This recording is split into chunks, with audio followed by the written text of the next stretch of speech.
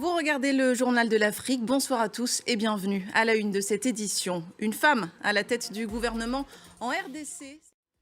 Je vous le disais en titre, c'est une première dans l'histoire de la République démocratique du Congo.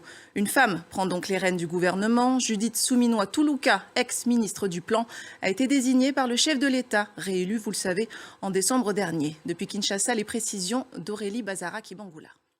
Il réclame le retour à l'ordre constitutionnel et l'organisation d'élections dans les meilleurs délais. Au Mali, plus de 80 partis et associations interpellent les autorités en place.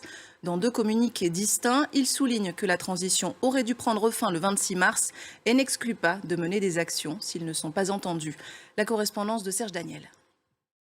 Au Gabon, c'est demain que s'ouvre le dialogue national inclusif, 7 mois après le coup d'État. Dialogue promis par le président de transition et dont les victimes des violences post-électorales de 2009 et 2016 ne veulent pas être oubliées.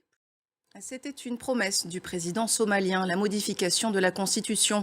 Le pays est passé ce week-end à un régime présidentiel, le suffrage universel est réinstauré, mais ces changements ne font pas l'unanimité parmi la classe politique. La région du Puntland s'y oppose, elle affirme ne plus reconnaître le gouvernement fédéral. On fait le point sur la situation avec Bastien Renouille.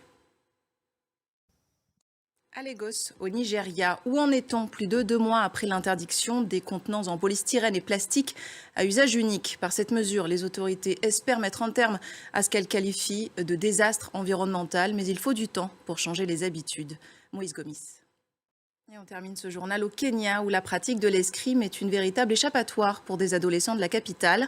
Et pour certains, c'est même bien plus qu'un simple loisir, comme vous allez le voir dans ce sujet signé Camille Nedelec. Et c'est la fin de cette édition. Merci d'avoir été en notre compagnie. L'information continue sur France 24.